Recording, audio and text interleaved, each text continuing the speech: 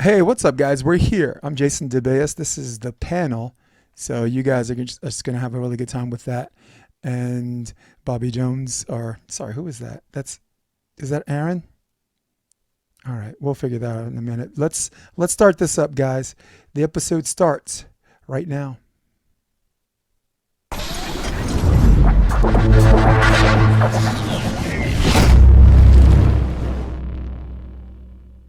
Well, I'm sucking today. All right. All right. So we got Bobby Jones. We got Aaron Wexler. We got me. And I guess I'll figure that out on my own. This is supposed to be jeez, that's me. Is that better? Everyone see me? Oh yeah. All right, we're good. Wow. Okay, that worked out for everybody.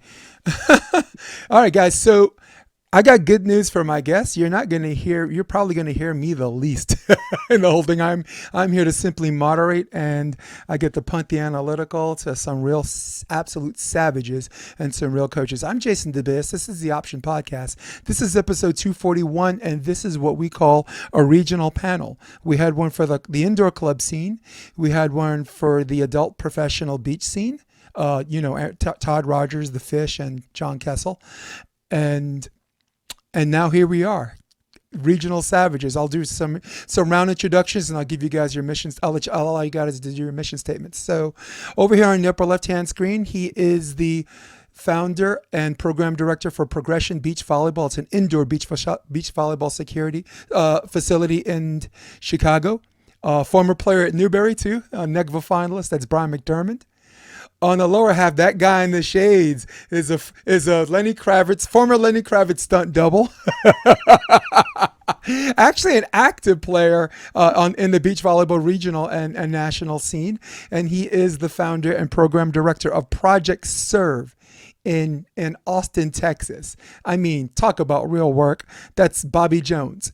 And of course, on my bottom, this guy needs no introduction. He is the usual suspect. He is a returning, defending, reigning champion, a former libero at UCLA, and also assistant coach when they won the chip in 2021 or 2000. You could give me the year on that later.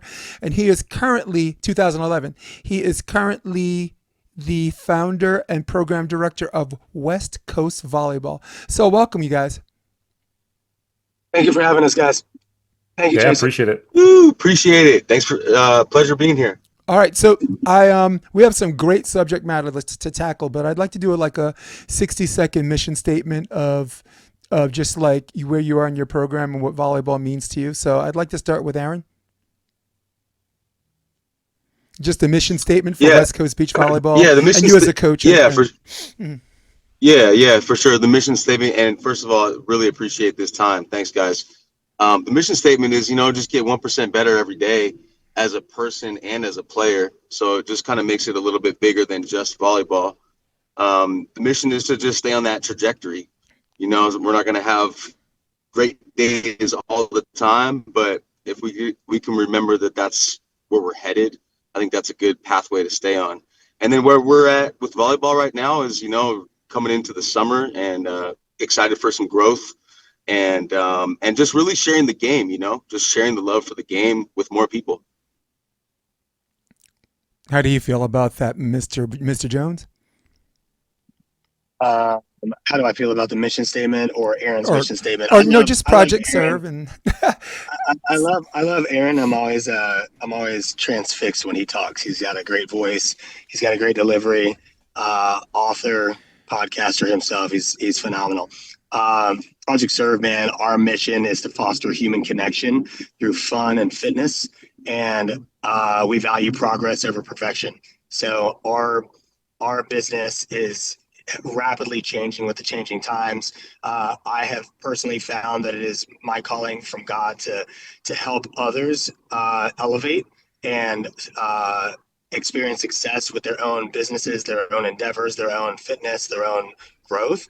So, and we can dive into that more later, but our facility is a 12,000 square foot outdoor professionally graded beach volleyball facility for the community, and all we do is bring people together. That is all we do, and we love it. I love beach volleyball mechanics. I love technique. I love all that good stuff as well. But I have gone the entire life cycle of a young beach volleyball club owner, and now as a beach volleyball facility director and CEO and partnership coordinator. I just feel a calling on my life to do a ton more things. So having that ecosystem where we are lifting other people up and we're introducing sponsors to other sponsors, partners to other partners, we have just experienced an amazing growth and amazing energy in the facility since we've started doing that over the last 18 months. So, Bryan, let's talk a little bit about, excuse me, about Progression Beach Volleyball and your mission statement. So two tough facts to follow. So, been coaching Yep. for 22 years, was 5'5" with a size 12 shoe going into high school, and didn't have the best experience with my development, was taught a lot of what I wasn't. Got a second chance at the sport at 19 and really dedicated myself to it for the better part of 10 years and won the Midwest Beach Volleyball Championships in 28 and was ranked USAV Top 100 at the time. As I went backwards as a coach, actually, I did 6 years as a college coach indoor. I didn't like the way we always treated the kids in my program, so I came back to work with juniors. And working in the club sector for 4 to 5 years, what I saw was kids that were built like I was as a kid were getting a lesser opportunity for growth than the peers they were trying to catch. I also watched a lot of kids that were well-rounded be kind of leveraged into only being able to play volleyball year-round if they wanted the best and brightest coaches from programs in the area. So I felt that beach volleyball 10 years ago was a version of the sport that allowed me to focus on pushing the kids that were truly the ones that wanted to do this year-round and get to the furthest level they could. We've had over 30 girls go on to play in college, and above that, I take pride in making sure that every kid that joins our program gets the same opportunity for growth as all their other peers. We have kids that play multiple sports. We have kids that play music. They're in the arts. We have kids that love the sport but are so much more than a volleyball player. And we've had a lot of trial and error. Bobby was talking about like making a lot of mistakes or learning lessons along the way. We've gotten to a point now. We do 4 10-week sessions with 3 1-month pauses. The same coaches are trained in-house and work with every group. And I believe we've created a model that I hope over time to share with other people. And my goal at the end of the day is no kid held back, no kid left behind. And so far things have been really good here. And I've been in the trenches building it. And I look forward, now that I have staff, that I can kind of keep that going locally to start spreading that message and respectfully being the platform that I haven't always had. And on that note, Jason, I appreciate you bringing us together to have very candid and open conversations, because what's good for families isn't always good for business. And it's not always easy to find places where we can talk with people about this, not in a destructive way, but simply put, with the power of the internet and the ability to connect, how do we make youth sports better than ever with all the new technology we have?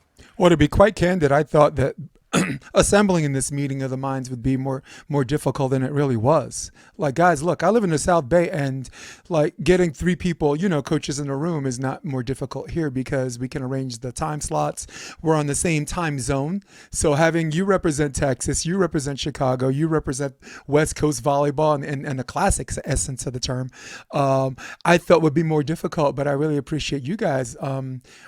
Listen, everybody listening to this deserves you guys. This is great. So in the spirit of the regional perspective, I'd like to start chronologically where Bryan McDermand left off.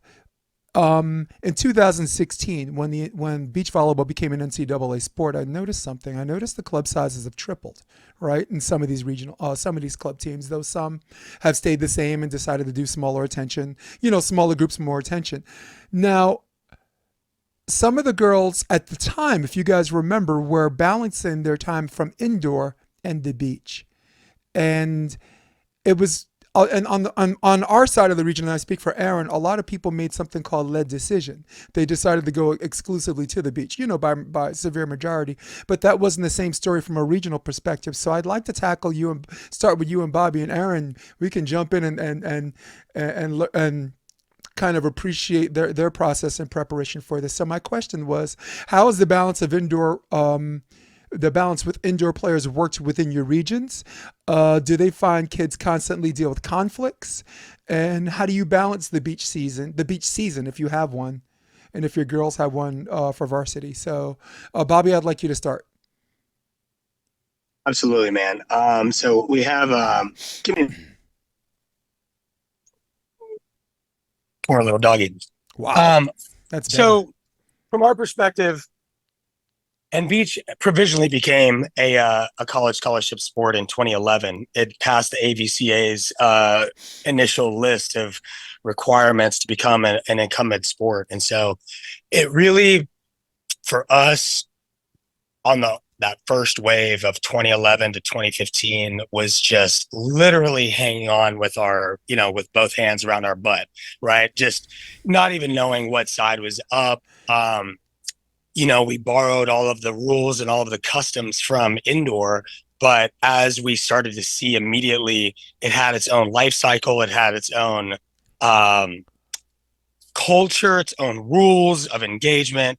And luckily, all of the vast majority of the college beach volleyball coaches at the time that came on board 2011, 2012, 2013, those early adopters, they were so gracious because they were learning as well. And so the moment we knew it was going to become a scholarship sport, that gave us that spine that we needed to sort of start the businesses and really popularize beach volleyball training versus just getting together with your friends and playing beach volleyball. So, as I've been present in the last 15 years,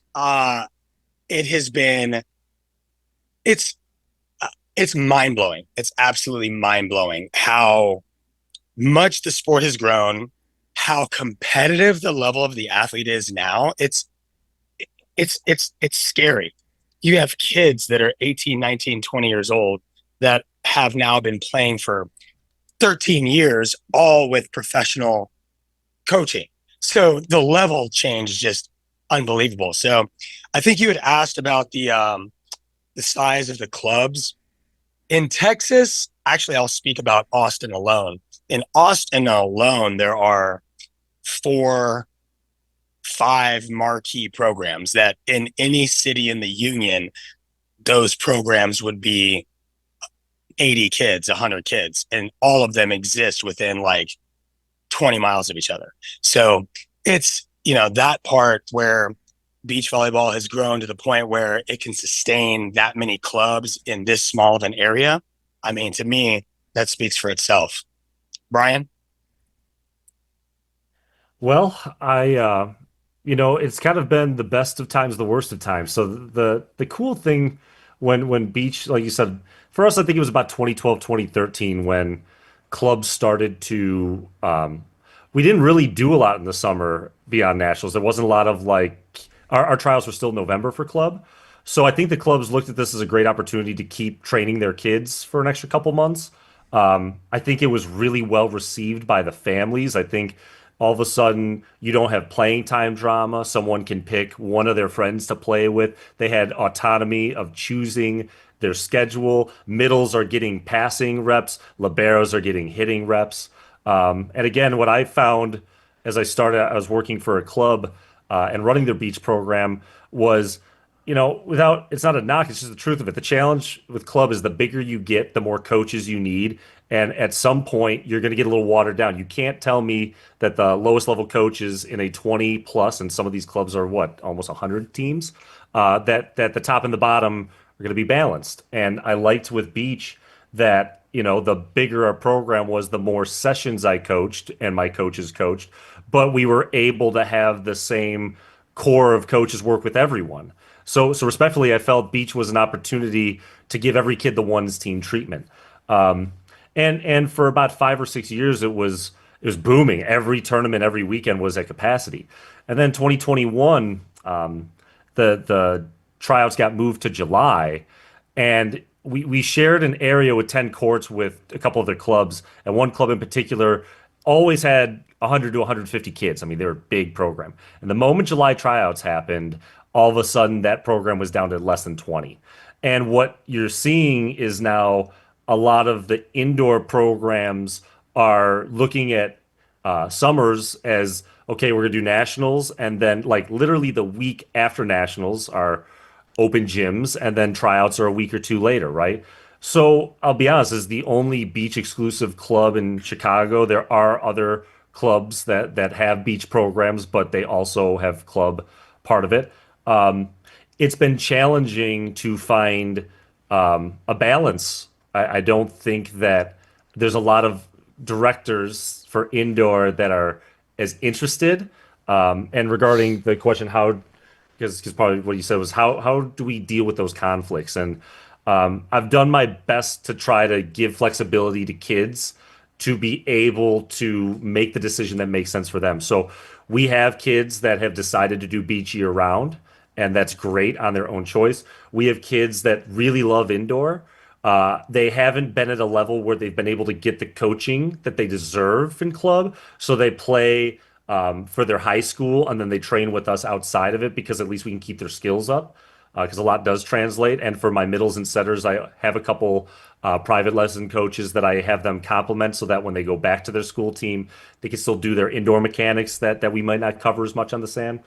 We have kids that have had really tough situations at schools, whether it's toxic coaches, politics, just too competitive. Some kids play with us in the summer and the fall, and then they go play club in the winter and spring. We've got some really truly genetic outliers that do both club, and when they have off time, they hop in the sand with us because they do want to keep that door open. Um, it's been tough because I got into youth sports because I just wanted to help kids, and it is a business industry where sometimes people that I'd like to collaborate with, while what I'm focused on might be better for our families, they're looking at their bottom line and it might be counterproductive for what their mission is. And I do think our region is still trying to figure out how to still offer beach without it being something that's kind of treated as a thorn in the side of indoor. I'm starting to talk with Jeff Smith at the BVCA. We do have a couple really good tournament directors in the Chicagoland area. I have three alum. I actually have a couple of my high school seniors that are graduating are running their indoor programs beach program. But they've been playing with us for a couple of years, and one of my college girls does run another club's program. So we've actually got three clubs that our alum or current players are starting to oversee. So I'm trying to work with them as well as Shy City is going to collaborate with us this summer. They're indoor exclusive, but they're going to have their kids join our program where we're going to collaborate a little bit. So I'm hoping to take what Jeff has done with the BVCA. We just did the Nashville club versus club thing and really had a cool experience with that. I'd like to see if we can create that in Chicago and create it in a manner where maybe some of the clubs would be interested to providing those opportunities for their kids. So work in progress. I think it's been good for the kids that have been comfortable jumping to something different if they could recognize that the current indoor model doesn't support them. I think the kids that like beach are really enjoying it. It's still a little challenging to have everyone play nice, but we're doing what we can on our end. So I know there's a lot of my end. Aaron, you got any thoughts on that? Hey, yeah, you know what? It's great to hear and see the enthusiasm for the whole thing.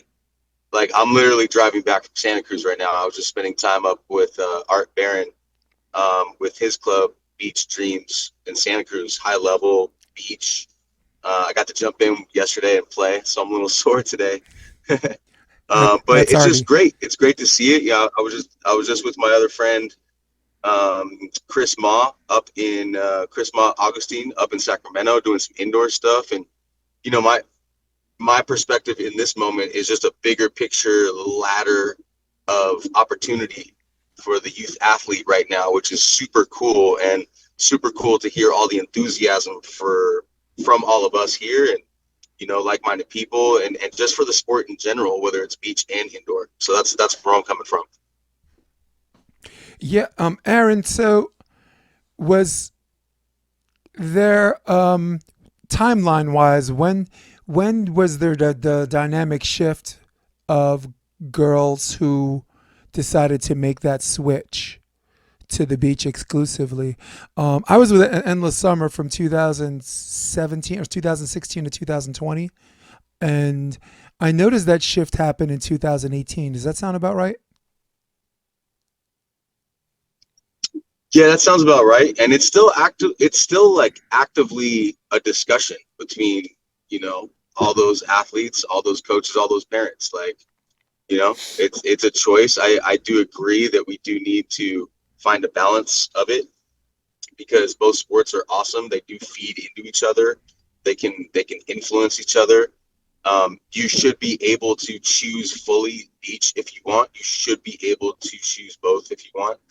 And that the infrastructure should be set up in place. I'm saying that as a club owner who, I would benefit more if people just play beach. But, again, coming from this experience this weekend and this week, go play, right? I think that's the idea is just go play. Well, if I can jump in right there, I think I think on the young side of things, that's where we're seeing a lot of growth now, where I think it is important to play as a kid, like to play, to like get in the sunshine and play with other kids. And playing in the dirt comes as naturally to kids as anything, right? So we're starting to see a lot of those 8, 9, 10, 11, 12-year-old programs pop up from the ground up, those kind of grassroots programs. I have nothing against indoor. I think there are very few things that give you chills like being in a crowded gym on a big point, a big 5-setter, and just the electricity. But I do feel like starting off from 8 to 12, getting kids more rounded in the 360 holistic nature of beach volleyball would be magnanimous to indoor progression when they started at 11, 12, 13, 14. My 2 cents. I'm gonna jump in, and I love that for what it's worth. Me too. And to your point, I'm not anti-indoor. I love indoor, but we have to address, at least in our region, that if you're 15 to 18 years old and you want to play at a high-level club, we don't offer shortened seasons. We don't offer flexibility, and especially now that we have these July tryouts. I'm having kids and parents come to me that are dogs, that they love the sport, but they have to literally do this year round. And if they want flexibility, if they want to be able to be well rounded, not that clubs won't allow you to participate, but you're not going to get on their best and brightest teams. And I could understand that if truly the reality was you have to travel to get noticed, right? Like if this was pre-internet days where nationals was the top 32 teams and the only way for coaches to really get to see you and your physical ability is to do it in person, like I'd understand that. But we have kids that are getting recruited that aren't even traveling, whether it's financial situation, their scheduling. What we're doing is we're making sure we're giving them the right development. We're putting them in the sand against adults. And when I love when our college girls come back, like 6 of our college girls played in our top juniors group all summer, right? And this Christmas time, they all come back and we intermix them, right? And so we have kids that are getting film out there that are not doing all this travel that are getting the results they want. And I do think that I understand that it's a business, but if we're looking at the science of, Dr. James Andrews says kids need an off season. I think beach is kind of the hack, right? Beach allows you to still work on your fundamentals, but it is easier on your joints. We don't have the injuries that I witnessed when I coached indoor, and it's literally the physical part of the game. And so, I do think that like I want to see this be something that we can all work together, but at some point we have to address the fact like why is there any reason other than the revenue that we are not trying harder to provide high level training opportunities that don't require the kids to do nothing but volleyball year round? And I do think that it's a disservice. I got some really talented kids that are really ambitious and they love volleyball, and again, they have to sacrifice everything else that makes them a human being.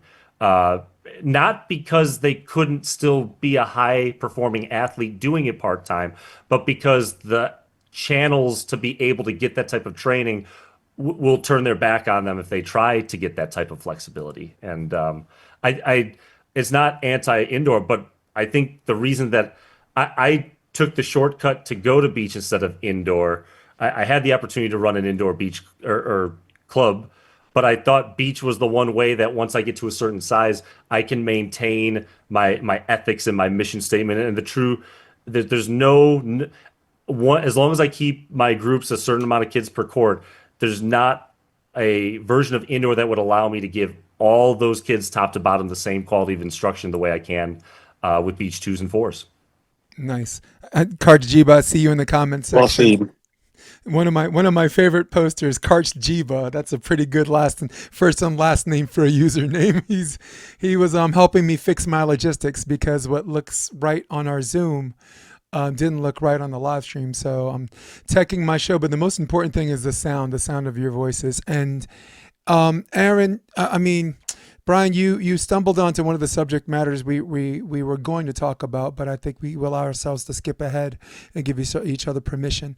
Aaron Wexler, we as an indoor coach, we have this crazy thing where tryouts are actually before nationals, and a lot of these club tryouts for indoor demand same day commitments. So it's like you don't have a chance to see a good team or a good team play and say, hey, I want to switch clubs. You're kind of locked. These kids are kind of locked into these clubs. So I certainly support and appreciate why you decided to take your talent to the beach, right?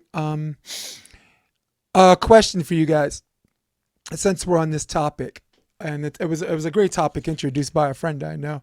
What's been some of the biggest challenges you've seen for recruits and their families? And are there any myths that you constantly need to bust or dismiss with parents or players? Bobby, I see your wheels turning. You go first on this one. appreciate that.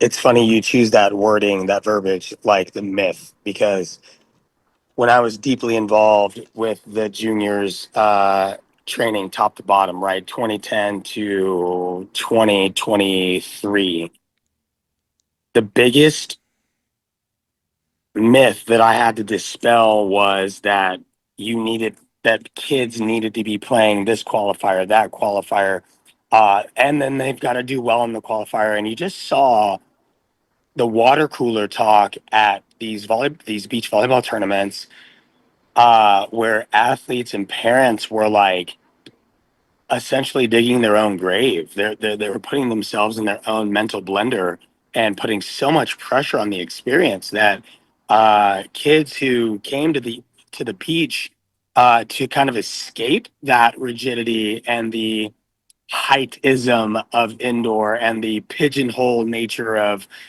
each position and the salty inter club dynamics. They came to the beach to escape that, but it was almost like self-perpetuated, because as soon as this, like, oh, are you playing the AAU? Well, why not? Well, what's little Marcy going to do? How's she going to get recruited if she's not going to play the thing? And you're like, listen, there's umpteen 8, 9 different entities now. There's BVCA, AAU, AVP, first, this thing, that thing. It's like, Yeah. if you BVNE. Yeah. BVNE, exactly. If you dedicate yourself, if you obsess about playing every single qualifier, you've got to get the very best partner, you've got to do the very best, and you've got to post the very best clips. It's just inch by inch, it's sucking out the fun of the game. And you're perpetuating this myth that you've got to be everything to everyone. And that, as we know, as just human beings, is not a great message to propagate to our kids. And so the last thing I'll say is this: I had so much success. I think altogether from 2014 to 2023, I signed somewhere in the neighborhood of like 34, 35 athletes.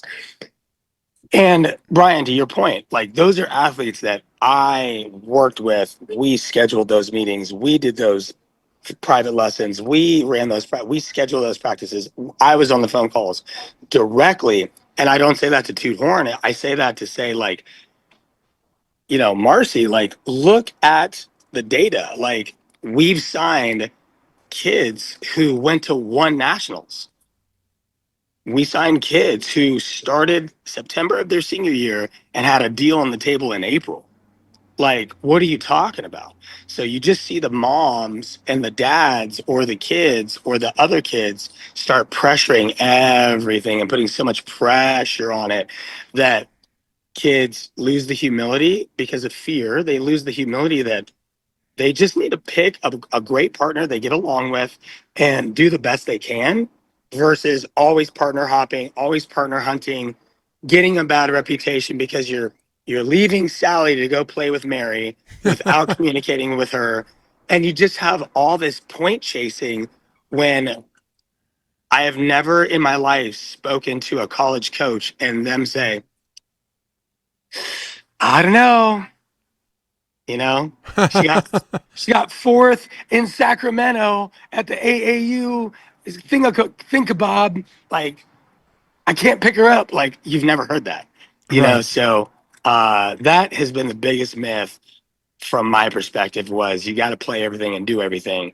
Now, there is a commensurate relationship between the number of high-level tournament and travel tournaments that kids play and the quality and level of scholarship they get at the level of the institution. There is a direct correlation between playing 40 weekends a year and playing 20 weekends a year. There's clear data on that. But chasing points, partner switching, I think that's a bad look. What do you guys think? Aaron, before you answer that question, I wanted to say two things. Bobby Jones, the last time I talked to him on the podcast, had 100% college acceptance rate. So, like, even if the kids that didn't play NCAA, he always put the student in front of the student athlete, and the academia and the athletics somehow cross correlated, and they became better students. So, big up to Bobby. That was the last time a couple of years ago you were on the podcast. Appreciate you, man. And Aaron. You're one of the masters of the onboarding meeting, and a lot of the stuff I think you do a really good job in terms of preventive maintenance and running into some of these problems and solving some of these problems. So I guess my question is twofold. Is there anything you wanted to say to top off what Bobby said? But my second question is, what's the secret sauce in your onboarding meetings that creates this great modern prevention? For recruiting. Yeah. Yeah, well, the first thing I wanted to say is like the biggest myth, going back to that a little bit, is that results matter. Because like to Bobby's point, like they don't really. What matters is the athlete getting better? Is the team getting better? Are they having a great experience? Are they learning how to be great teammates? Are they learning how to create skill acquisition? Is the bigger picture happening rather than just result oriented, outcome oriented tournament to tournament? And I think college coaches, being in college offices at UCLA, like they want to see they want to see like consistency. Like, how does an athlete grow? How does the progress happen over, a career, basically like a youth career, rather than just being result oriented. So, I think that's a myth that a lot of parents get pulled into. And then the points chasing, and all that kind of stuff. And I think our role as leaders in that equation is to remind them of that, hey, this is a journey. It's not so like love it and like fall in love with it. It will be challenging. It will be awesome. Like, it will be everything in between. And all of that is awesome in itself. So just enjoy all of it and do your best at it. And I think, more than ever, coaches are looking for players that can play free. Can you play free as an athlete, within systems? And I think college coaches are interested in those kind of players more than ever. Yeah, that makes a lot of sense. I see Mark McDermand's wheels turning. Before I moved Who's on, Mark McDermand, Jason? I don't know. You look like a Mark. Sorry. Well, like a Brian. Now, guys, thank you for your patience. Don't forget to smash that like button. I'm teching the show by myself, so had a few visual things happening, and there's certainly a comment section happening in the chat group in Zoom, which I'm unable to read. So if any one of you guys can do that, we can pop in after topic number 2. Okay. Topic number 2, we're just gonna have a little fun on skill set and how to teach some of these kids. So I will never get in the way of us having a good time about talking about the fun of teaching kids. So. As we teach kids the basics and fundamentals and the ins and outs of the game, there are things that come easier and harder to some groups, okay?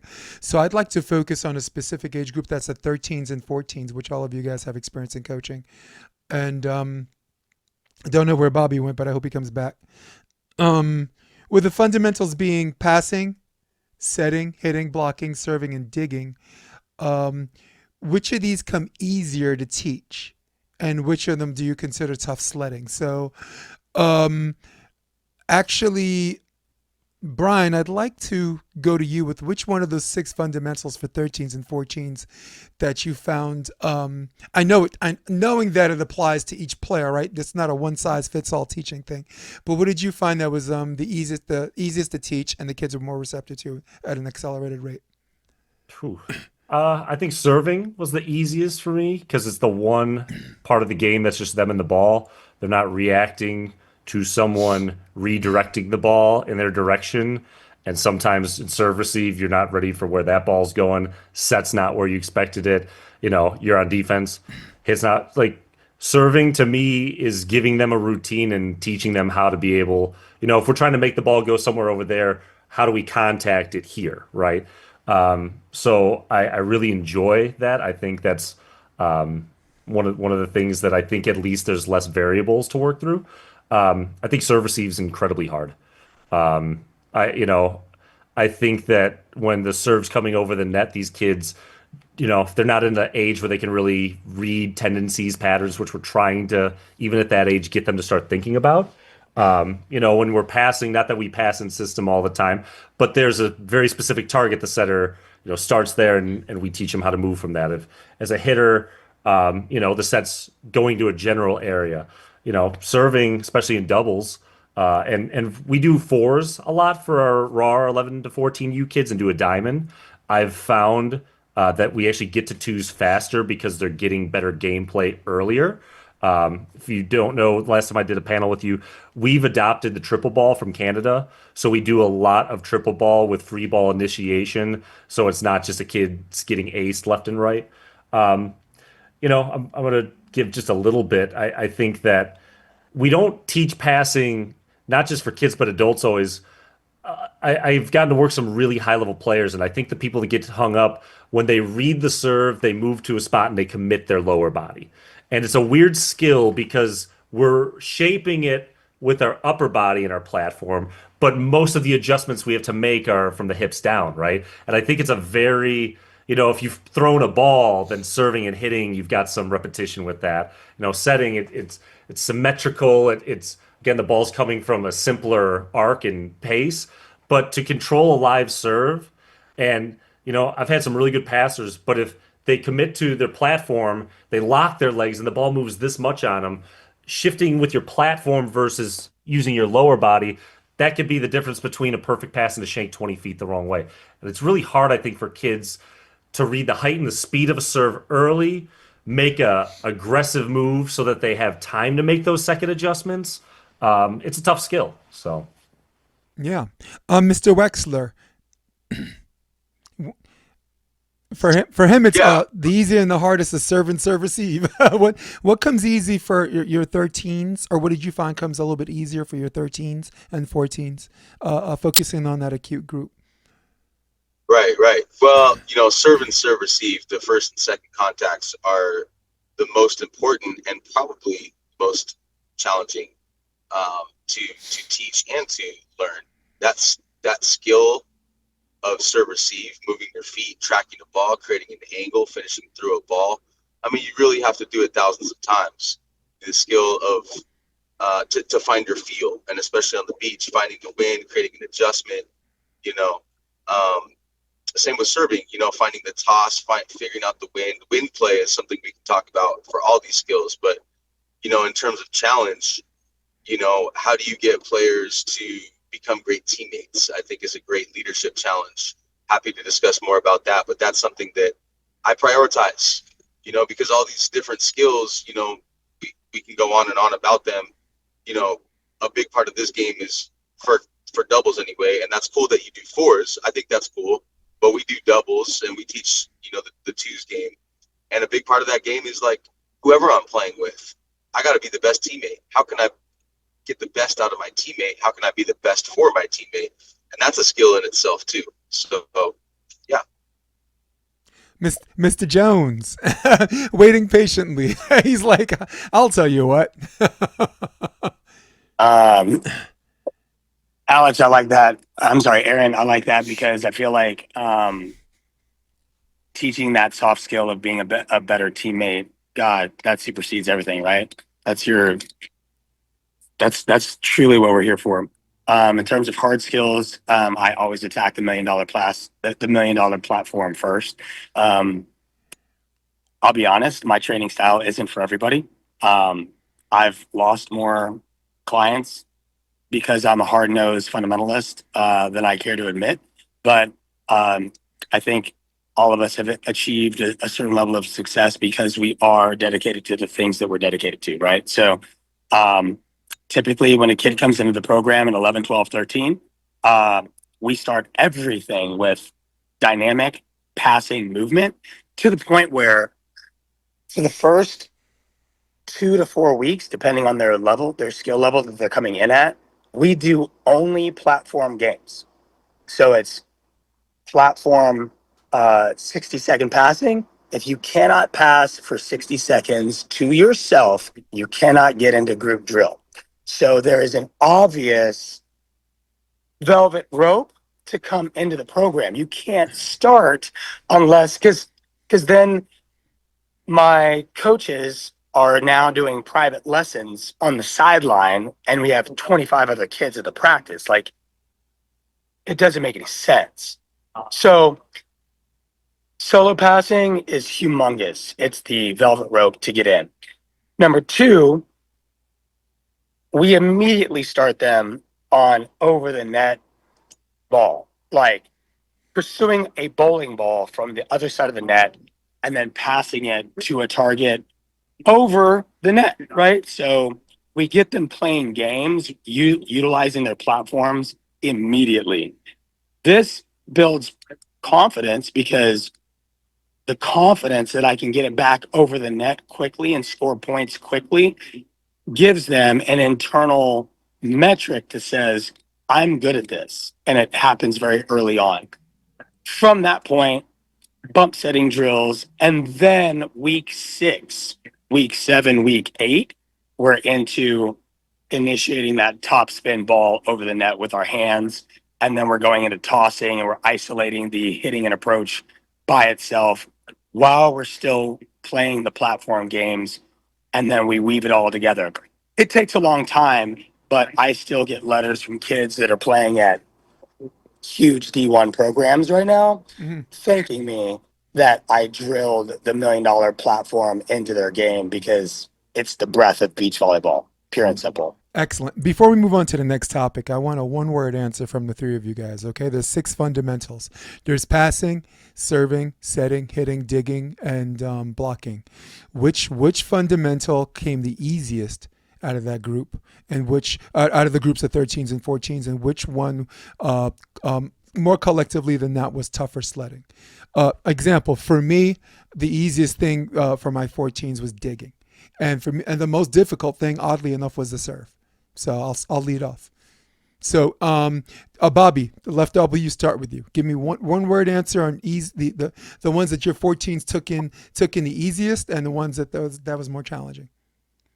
I need to correct you really quick. Go ahead. No, I know it's not one size fits all, but go ahead. There's 7. 7 core skills: passing, setting, hitting, serving, blocking, pulling, and digging. All of those are unique initiation points for the ball. All of those are separate skills. We're going to do garage karate, Bobby. I love this. Except pulling doesn't always involve touching the ball. So anyway. True. And neither But does I blocking, digress. though. I But digress. go ahead. Sorry. No, you're right. But neither does blocking, right? But go ahead. Sorry. Doesn't involve touching the ball if you're not good at it. I'll tell you that. Yeah. Well, you're Amen. not going to get better at by not doing it. Easiest Yeah. skill, passing only by virtue of disgusting, ridiculous numbers of reps at it, and making the kids go through that sort of.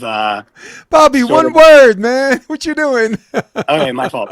Passing, Difficult. hardest, serving. Actually, setting. I'll say setting. Aaron. Hand setting. Okay. My fault. No, I like it. Wex? All right, we lost him for a minute. Brian? Yeah, I was gonna say. Oh, sorry, we got him. You got Aaron. You got a weak signal right now. We'll do. Sorry. We'll do a skip, and I'll do you last. Aaron. Brian. Okay. Yeah, and I clarify, there's more than one way to do it, but I stand by. I think serving is the easiest in regards to there's less variables. I think passing, like, You it's guys harder suck at because the the better- one-word answers, man. That's just one word.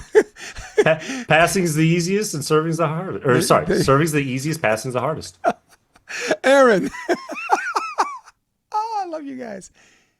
Yeah, I think teaching the platform is the easiest, and I think setting in the wind is actually the hardest.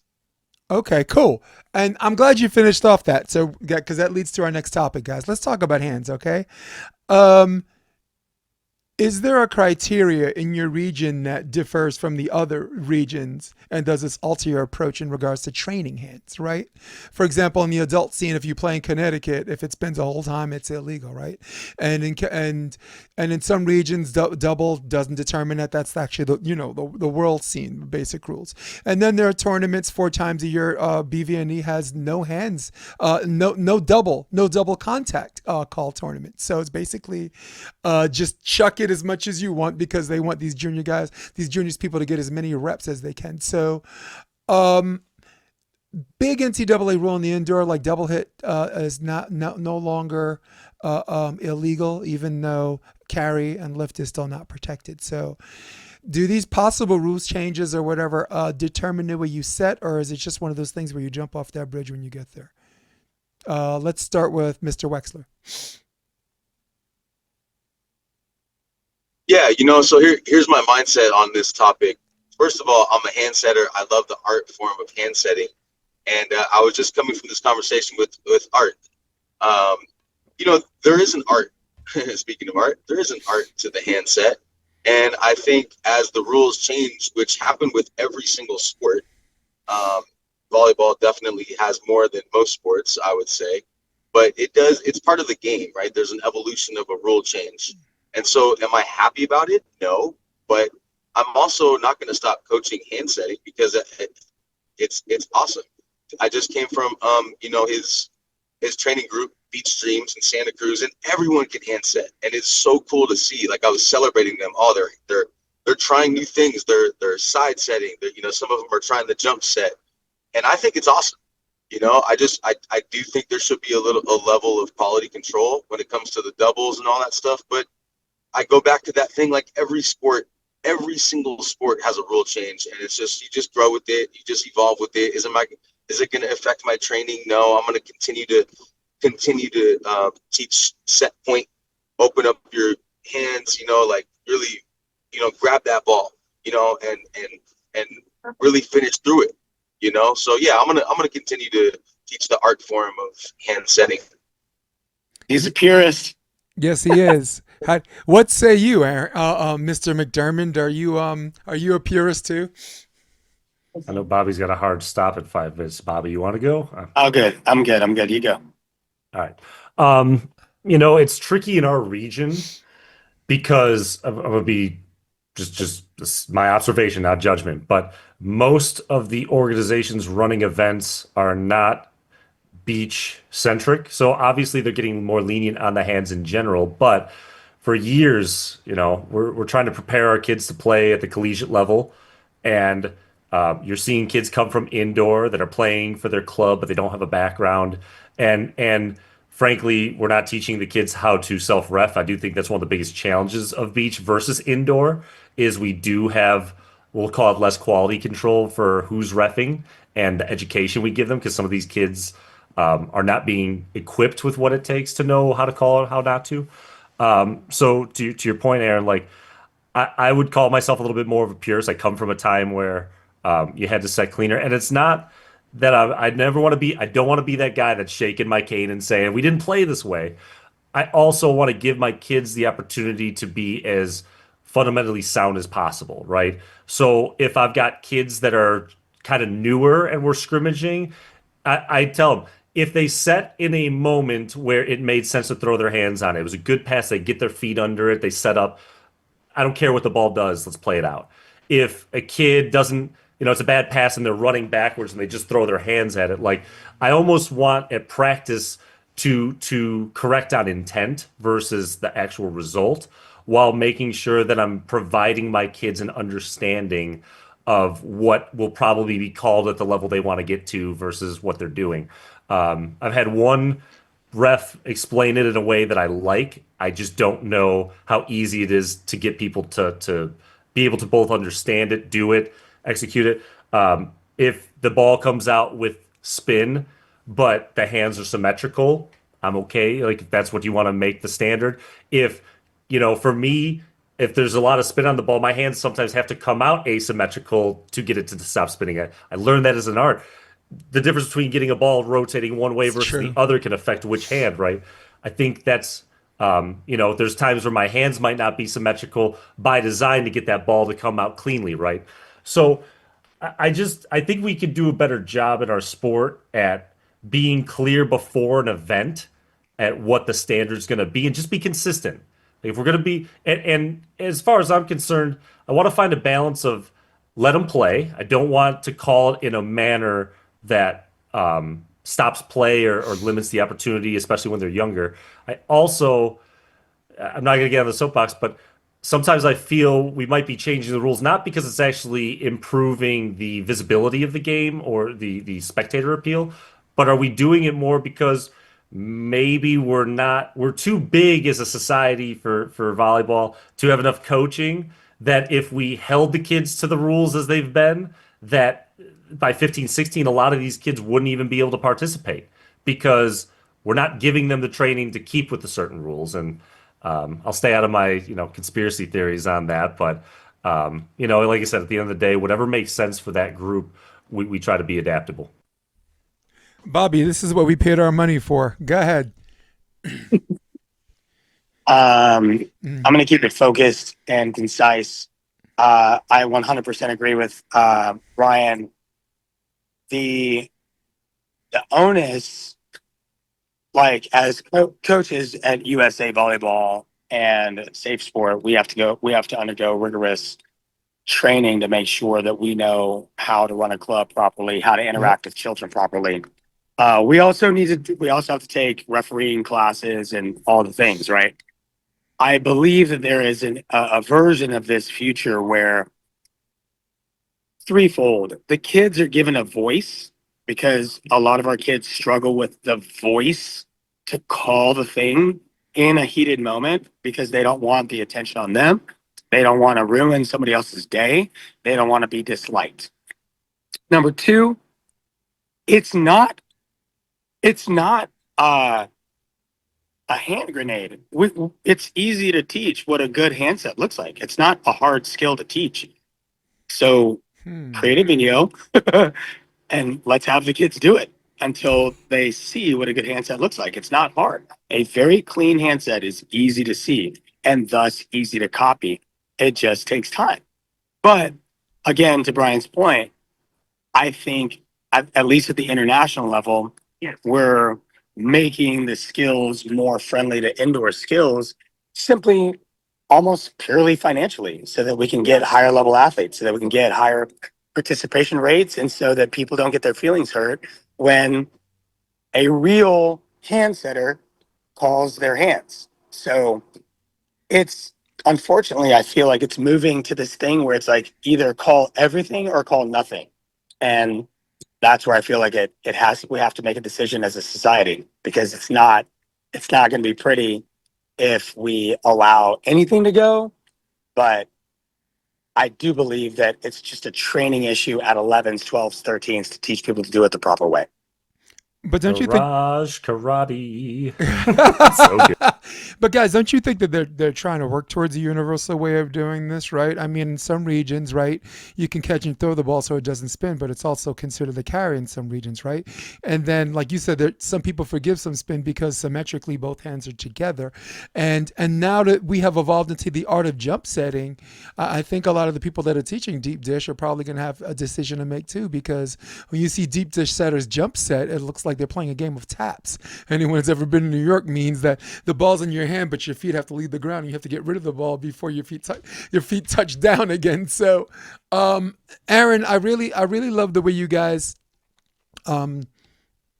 really address this whole hands thing, because it came from a regional perspective, and even though you started from a different location, you came to the same kind of the same conclusion. I don't like to use that word because that's lazy, but it's the only thing I can think of. If you have a little more time, Bobby, I wanted to talk about controllables. And I wanted to start with you first. With the liberty to discuss on-court controllables and off-the-court controllables, I want you guys as coaches to give me 3 things that kids can control that the other team can't take away from them. For example, an example of an off-the-court controllable is time in the weight room, or just like showing up on time. An example of on-the-court controllables is serve, right? No one can matumbo the ball out of their hands. Not in my house. Like that cereal box slap. So those would be examples or whatever. So giving you guys the liberty to explore either one. The floor is yours, Bobby. A list of controllables that the kids can control that the other team can't take away from them. Appreciate that. Okay, my number one controllable, I'll keep it short, is process. And we talked about this on the last time I was on your podcast. That's why I'm revisiting it. Process. Let me make sure I'm in a good reception area here. Process is my number one controllable. The way that I teach the game is by creating synapses, right? All of your neurobiologists now say that nerves that fire together wire together. And so as you're creating verbal commands for yourself in a moment, the challenge for me and my athletes is to take emotion completely out of the game by simply creating a process, so that when I'm in the moment and all the pressure is on and all of the 5,000 eyes are on me, that I can go back in, get rid of the emotion, get rid of the anxiety, and simply ask myself, did I move belly button behind ball? Did I shrug shoulders to earlobes? Yep. Did I lock elbows? All controllables. Because if I didn't, then I didn't have any business having a good pass, right? So that's the tip that's worked for me time and time again. I'm not an Olympian, but I've made a lot of money playing and teaching this game. And I feel like there are certain nuggets that we all have to pass on. You mentioned weight room and stuff like that. That's all preparation, right? That's off the court. But on the court, my number one hack for removing emotionality and anxiety from the game is creating a process around every single mechanic and technique that you're going to utilize in each individual skill. Hands down. I appreciate that. Mic drop. I appreciate that. Process and preparation does actually eliminate, as I said before, preserve preventive maintenance as far as someone taking away things you can control. Aaron, give me an example of a controllable that the other team can't take away from the kid. It could be on the court or off the court.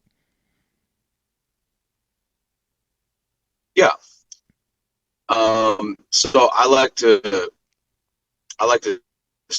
breath, right, and really remind our players and our staff too, and myself, by the way, just that's the number one thing, just to come back to that, and that starts the process, right? That's the start. That's the source of the process. You just take that breath and come back to controlling the 5 to 10 seconds between a play and getting really good at that, Looking back at my career as a player and as a coach, I've used that time well. If you count that time adds up.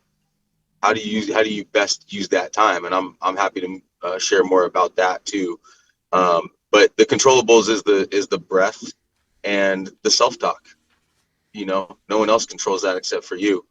And so you get to choose how you're going to use your breath. You're going to get really, really dialed in with it to help you manage your heart rate and your body, as well as that self-talk, and Bobby, I would slightly just push back. I would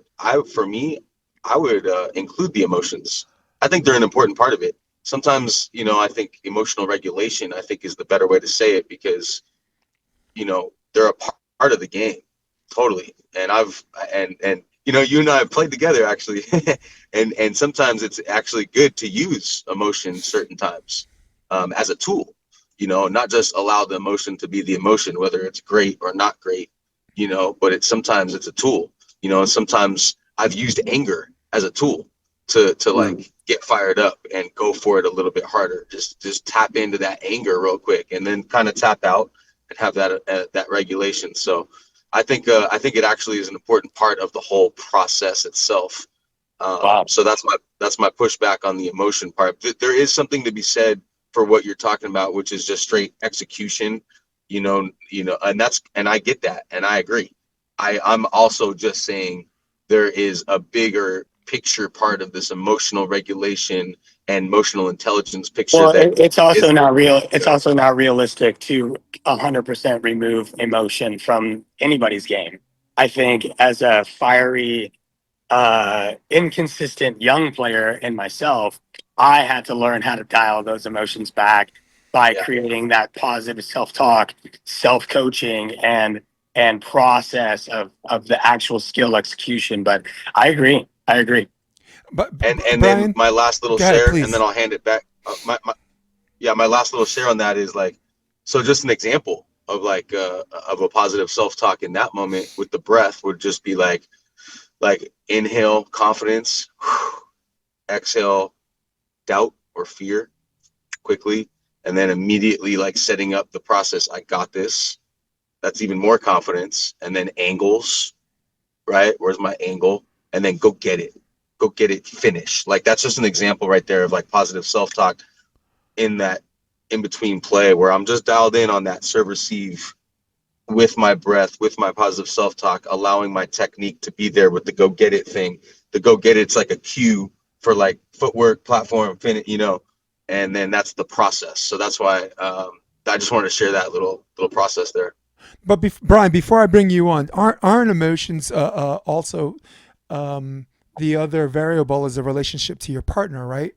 Like if you have a little anger or whatever, and if that's not your partner, are they going to get ace the next play, or are they going to be fired up with you? So there is a variable that that controllable, or should I say lack thereof, should come into play. If it was an individual sport, yeah, but there's a partner you got to worry about, right? Like 100%. if you're giving it to the referee, or is your partner going to come up with a kill, or are they going to get aced?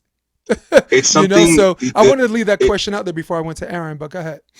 Well, no, I was just gonna say it's something that I think we as ex-players or still, players. I know Bobby, you still train. I just played a little bit myself, so as players, we know how to go on that emotional journey. We've been there. It's a journey, and so now as coaches, as leaders, I think it's important to help guide what that might look like. How does that emotional journey? I've been all the way up, all the way down, and everywhere in between emotionally. And now in the leadership role, I think there are cues. There are certain things that we can say: positive self-talk, breath work, relating to my partner, even relating to my opponent, right? I'm going to beat you, but I really respect you. Thank you for allowing us to play the game, right? Having that relationship. So anyway. Yeah. I so much to say about this, but Mr. McDermand, I was going to call you Aaron McDermand. First there's Mark, now it's Aaron, right? Bryan McDermand, is there something you'd like, before you go on to your controllable or controllables, is there a response to that? I saw your wheel turning a little bit. Yeah, I mean, I think you have to know the person in front of you. My best partnership lasted 3 years, and he was a very quiet player, but he got the job done, right? And I was that spazzy, really energetic guy between plays. But it didn't affect our ability to, in between the plays, which will segue nicely to my intangible, which is communication. I think there's room for both. You have to want it. If you don't have that passion, that fire on the court in a sport that you need to be explosive, you've quick adaptations, like you're dealing with 90-degree weather. If you're playing opens, you're sometimes 5 or 6 matches in. Like you have to be able to suffer, and you're gonna have things in your body that tell you that you're cramping, you're tired, quit. Like you have to have some passion. But to Bobby's point, like there has to be purpose behind what you're doing. Because I think that emotion and that adrenaline can give you some juice, like when you need your mind and heart because your body doesn't have what it had at the beginning. And on the flip side, I think about like one of the last indoor nationals I went to, and I'm like blasting, trying to go over this undersized setter. And he's just timing his block right, soft touching, soft touching. I got so like just overpower him after It's like the Taylor match. Crabb I'm and Billy Allen. one freaking tip, and I could have opened a lot up for me, right? So like it's not a one size fits all. You need the emotion. You need to always be processed. Are you aware of what your scenario is, and are you finding the right balance for what that situation calls for? Do you need to be more cerebral because the situation is you need to make an adaptation to something that the other team's putting on you? Is it you came out flat for some reason and you need to ramp it up, you know? It really, you have to get the reps to know what I need in each situation. So on that note, the intangible, I think that'll best complement what they've already talked about. Communication, and I'll shout out Ed Ratledge, who's come out and done a couple clinics with our kids, and he really, one of the most valuable things I got, watching him is I was pretty big on setters creating angles where their partner can read them, and I just love the way he put it. He said, there is no such thing as the perfect set because every pass and set are coming from different angles. We're creating different angles in doubles. It's very dynamic. You might need a ball higher because you got a good pass, but it threw your balance off and you need a little longer to transition, right? Or maybe you pass the ball on the back line and you need them to throw the ball higher so you have time on it. Maybe you're off balance, you pass the ball across the court. Usually you run up and down, but you need them to push it, right? So I loved how he got me to think about, as I trained my kids, how to build that communication. And I tell them, if you watch the AVP or FIVB when they have the mics, these are players that play together all the time, that are world-class players. And you hear the talk after every touch, right? We play a sport where the last 2 female gold medalist teams lost 46% of the plays the year they were number 1 on the planet. I give that stat to my kids all the time. So it's a sport about adaptation. When you play teams that are truly, of a certain level, it's going to be a back and forth. And your ability, like I always felt that my goal with my partner, winning was a byproduct, but really like how good could our communication be? How good can our chemistry be? How present can we be with this match and what this team is doing, and being aware of what our strengths and weaknesses are, being aware of what their strengths and weaknesses are, so that if we're at 13, 13, 14, 14, we know what we need to do to separate to get that win to 7, to close that match. So I think, I push my kids so hard and they've been really buying into it, and I'm seeing the results. Is like, don't let my ability to read your body language and communication or lack thereof let me know whether you're winning by 5 or losing by 5, right? Especially when things aren't going well. Like either the other team's doing something that we need to start adapting to, or we're not being accountable for something that we need to take better care of, and we need to try something different, right? So communication, it's going to take us time as athletes, thousands of reps to master the fundamentals, but at a very young age, we can get these kids talking with their partner, making sure as they're an age where their peripheral vision or their awareness of where their partner is good. Give them something verbal so they know where they're trying to set the ball so they can have better intent. Yeah, I'd like to before we say we sign off here. I'd like to say, from a grunt word perspective, being in the right starting position, right? The other team can't take that away from you. In system setting, right? If you get a good pass from your partner, the other team can't make you set poorly. Free ball, down ball. The higher the level you play, the more you kind of control that too, right? No one can make you not read just a basic free ball play. And going back to just serve, it's one of those things. I mean, of course, the win plays perspective, but the other team can't take that away from you, right? Mother Nature can, and like you said, lack of process and preparation and training can. But which I thought Bobby started this conversation magnificently. We are running a little bit out of time because I know if I allow everybody permission, we'll be here and miss the first hour of our practices that we're all running to. Even though I'm not practicing right now, I'm just chilling. I would like you guys to finish with one of your favorite quotes. First quote that came in the mind. Who should start? Well, maybe the guy who's the writer of The Inspired Athlete, Aaron Wexler. And while you're doing your quote, I'm going to grab your book. I'll be right back. Go ahead. I appreciate it. Yeah, the first thing that came to mind right now is this quote I've been working on for a long time, actually, and working on embodying it, which is, I am happy and grateful for what I have, focused and determined for what I want. Mr. Jones, go ahead. I think the quote that embodies where my training style, my lifestyle, and this, I've got a kind of a side quest that I do called 75 Hard, which is 75 days of no sugar, no drinking, 2 workouts a day. Sounds boring to me, but go ahead.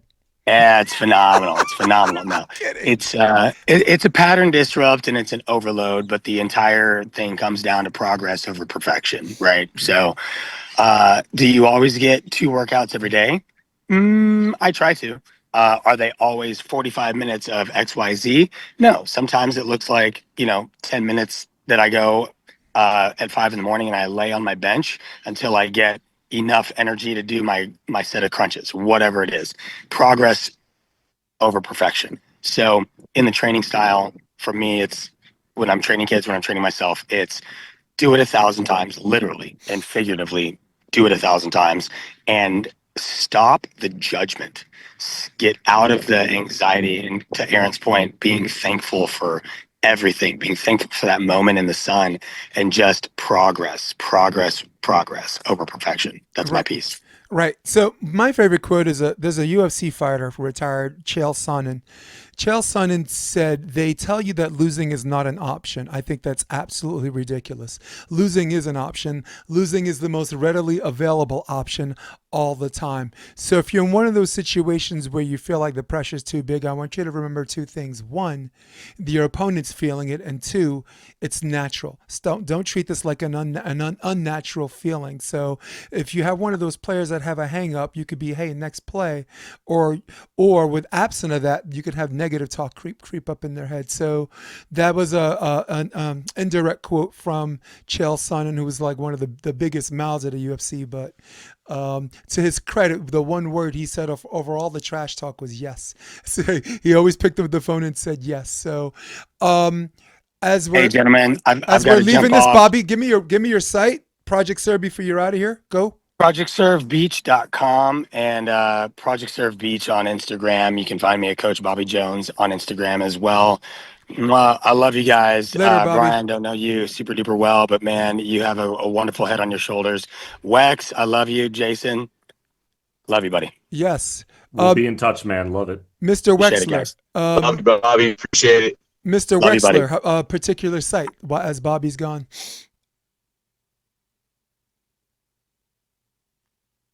Go ahead, Aaron.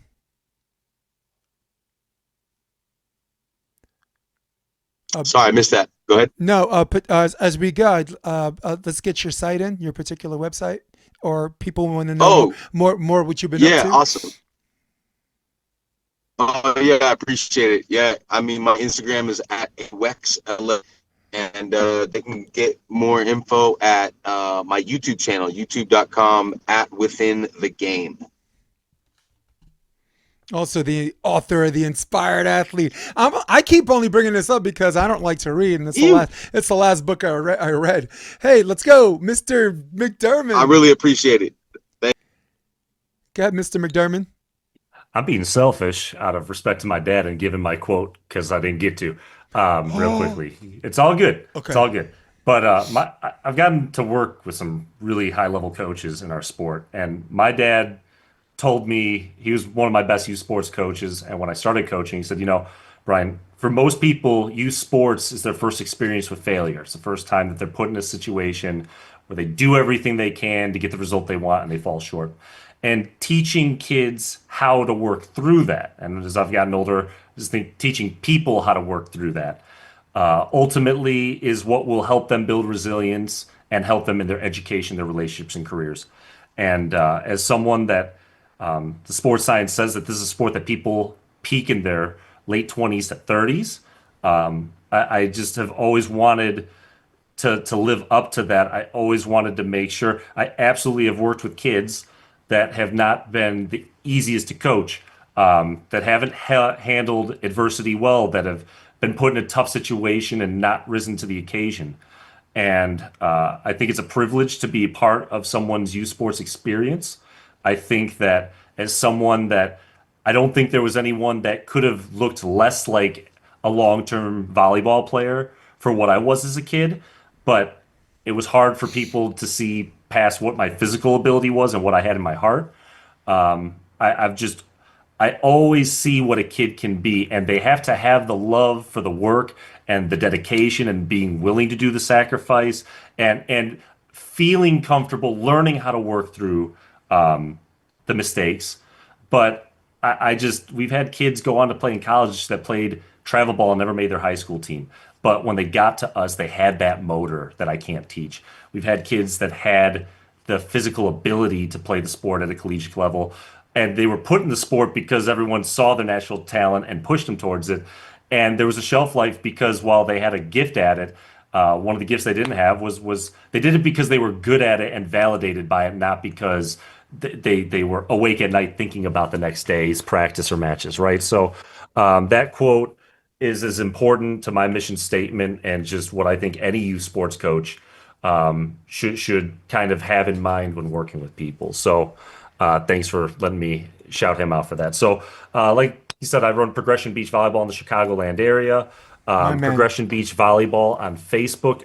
I've just started a series. I call it the Volleyball Mom Mailbag, where I answer questions from parent forums that I'm part of. So if you're a parent, player, coach, and you're trying to figure things out, whether it's college recruiting, individual development, things you're reading versus what you feel you want to be doing, please reach out. I make the content directly related to what you are looking for. Progression VB on Instagram. I've been in the trenches the last 10 years. I'm at a point now where I hope to kind of like Bobby, I'm guessing, like get out and start becoming the platform I felt we haven't had. And just finding like-minded people like this. This is wonderful, Jason. Thank you for setting this up. I think there's a lot of people that subscribe to the things that we talk about, but they also are reading a lot of education that's literally telling them, and I got this from a parent yesterday, if you're not doing all the travel stuff and all the extra recruiting stuff, you're failing your kid. And I think that we need to, I'm not trying to push back. Look, if you're a high level player, you're in that environment, you're a genetic outlier, you have the drive. Don't leave a good situation. There's so many people that love the sport that deserve a good opportunity to play it. And the system is not serving them, and we're not providing healthy alternatives for them, or even just talking about potential healthy alternatives. And anyone that's watching this and that speaks to you, please reach out to me.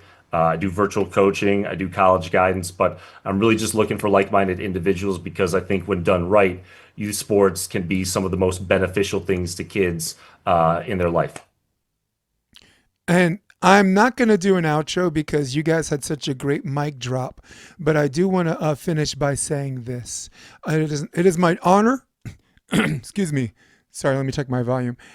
It is, It is my honor, my duty, and my privilege to have three individuals on this podcast that, when it comes to growing the game and when it comes to being inclusive, when it comes to being a volleyball family and having rising tides lift all ships and finding ways to do this collectively, there's a lot of people that say it, and then there's people that show it.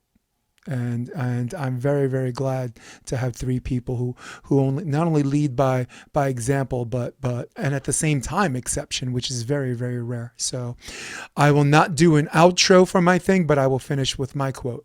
We few, we happy few, we band of brothers. For he today that sheds his blood for me shall be my brother. No outro. Jason DeBeas, Aaron Wexler, Bryan McDermand. We're out.